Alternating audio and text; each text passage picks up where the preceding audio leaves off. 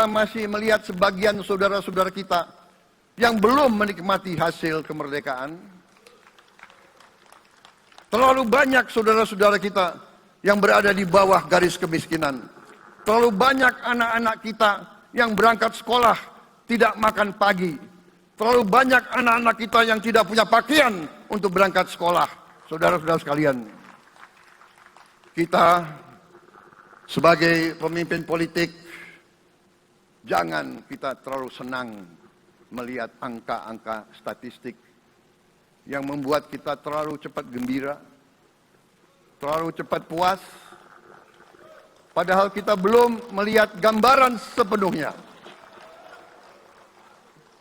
Kita merasa bangga bahwa kita diterima di kalangan G20.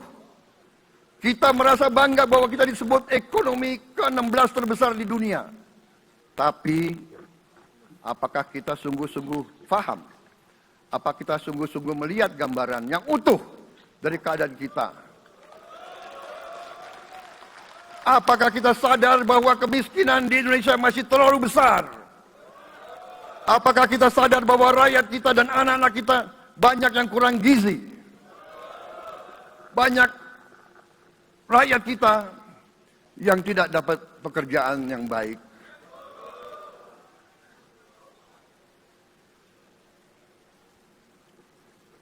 Banyak sekolah-sekolah kita yang tidak terurus. Saudara-saudara sekalian, kita harus berani melihat ini semua. Dan kita harus berani menyelesaikan masalah ini semua.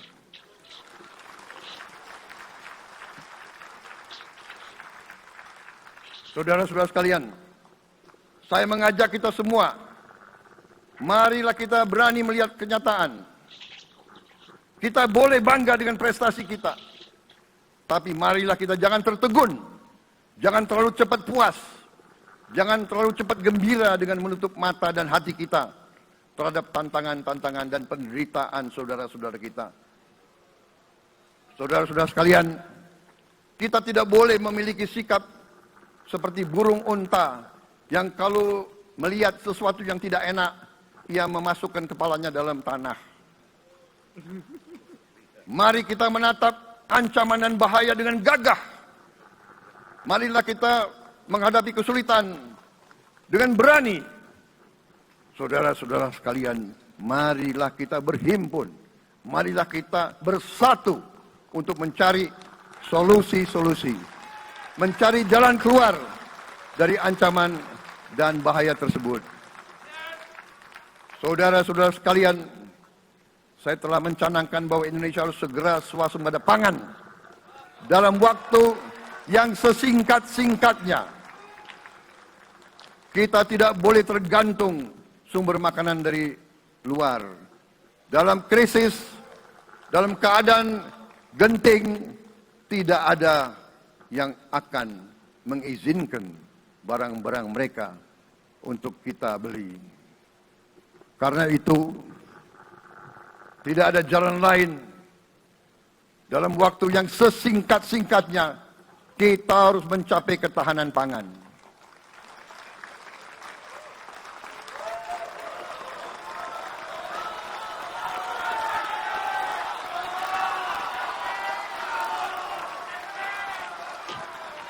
Kita harus mampu memproduksi dan memenuhi kebutuhan pangan seluruh rakyat Indonesia.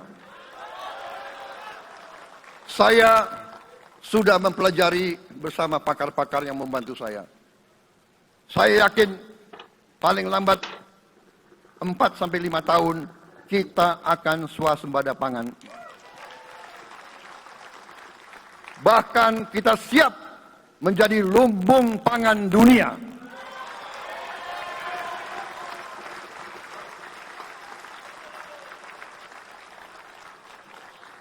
Saudara-saudara sekalian, kita juga harus swasembada energi. Dalam keadaan ketegangan, dalam keadaan kemungkinan terjadi perang di mana-mana, kita harus siap dengan kemungkinan yang paling jelek. Negara-negara lain harus memikirkan kepentingan mereka sendiri. Kalau terjadi hal yang tidak kita inginkan, sulit akan kita dapat sumber energi dari negara lain. Karena itu, kita harus swasembada energi dan kita mampu untuk swasembada energi. Kita diberi karunia oleh Tuhan Maha Besar. Tanaman-tanaman yang membuat kita bisa tidak tergantung bangsa lain. Tanaman-tanaman seperti kelapa sawit bisa menghasilkan solar dan bensin. Kita juga punya tanaman-tanaman lain seperti singkong, tebu, sagu, jagung, dan lain-lain. Kita juga punya energi bawah tanah, geotermal yang cukup. Kita punya batu bara yang sangat banyak. Kita punya energi dari air yang sangat besar. Saudara-saudara sekalian, pemerintah yang saya pimpin nanti akan fokus untuk mencapai swasembada energi. Kita juga harus mengelola air kita dengan baik. Alhamdulillah kita punya sumber air yang cukup. Dan kita sudah punya teknologi menghasilkan air yang murah dan yang bisa memenuhi kebutuhan kita. Saudara-saudara sekalian, juga semua subsidi, bantuan kepada rakyat kita yang masih dalam keadaan susah, harus kita yakin subsidi-subsidi itu sampai kepada mereka yang butuhkan.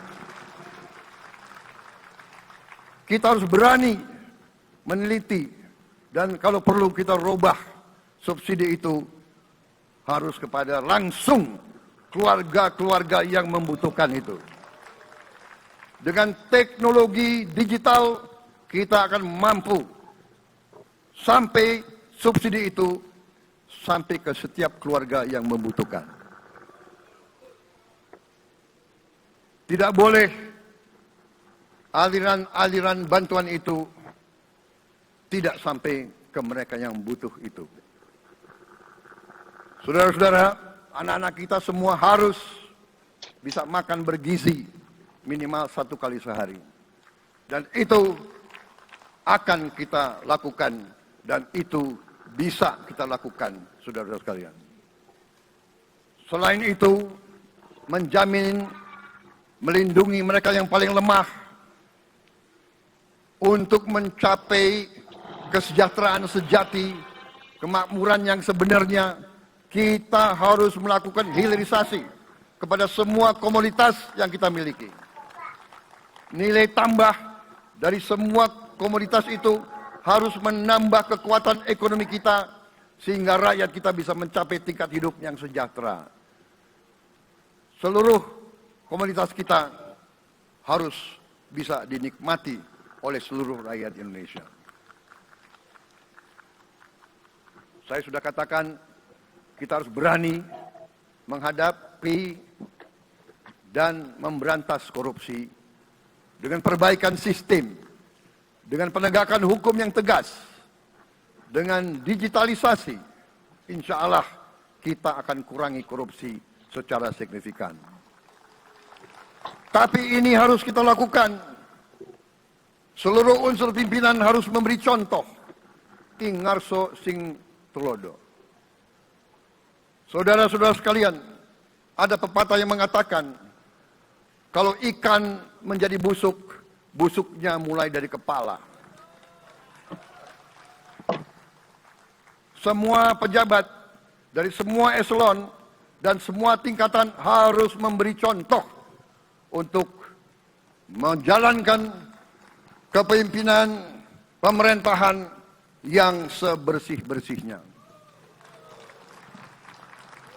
Mulai dengan contoh dari atas dan sesudah itu penegakan hukum yang tegas dan keras. Saudara-saudara sekalian,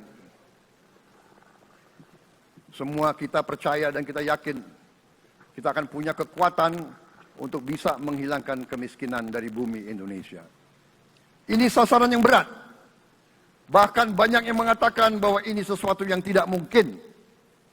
Saudara-saudara, pemimpin yang berani, pemimpin yang baik akan terpanggil untuk menghadapi yang tidak mungkin dan mencari jalan agar yang tidak mungkin kita atasi.